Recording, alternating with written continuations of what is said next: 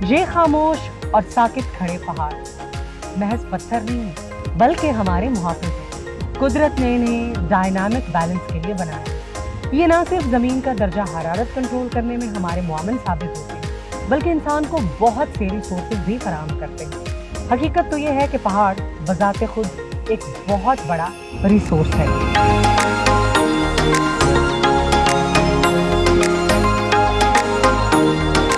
ان پہاڑوں کو اگر آپ غور سے دیکھیں تو ایسا لگتا ہے جیسے یہ آپ سے گفتگو کر رہے ہیں۔ کہیں کوئی پہاڑ ناراض ہو گیا ہے، کوئی مسکرا رہا ہے، کوئی کھلکھلا رہا ہے تو کوئی خشک ہو گیا ہے۔ ان پہاڑوں کی زبان سمجھنے کے لیے نا آپ کو نیچر کے بہت قریب ہونا پڑتا ہے۔ You have to be a can observer. اور کبھی کبھی ان پہاڑوں کی ہیبت دیکھ کر ان کی ناراضگی کا ایکسپریشن بھی محسوس ہوتا ہے، جیسے انسان نے اپنے فائدے کے لیے ان کا سینہ چیر دیا ہو اور یہ ہم سے بہت ناراض ہوں۔ I'm just feeling so close to the nature, literally. And this journey is getting very exciting.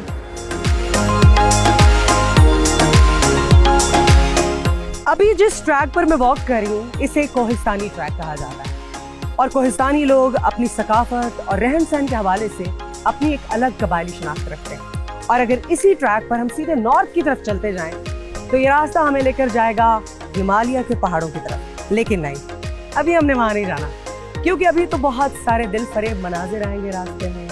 ان دلکش مناظر کو ابھی داد بھی تو دینی ہے نا۔ تو جنت کی طرف جانے والے اس راستے کا سفر جاری رہے گا۔ Come with me.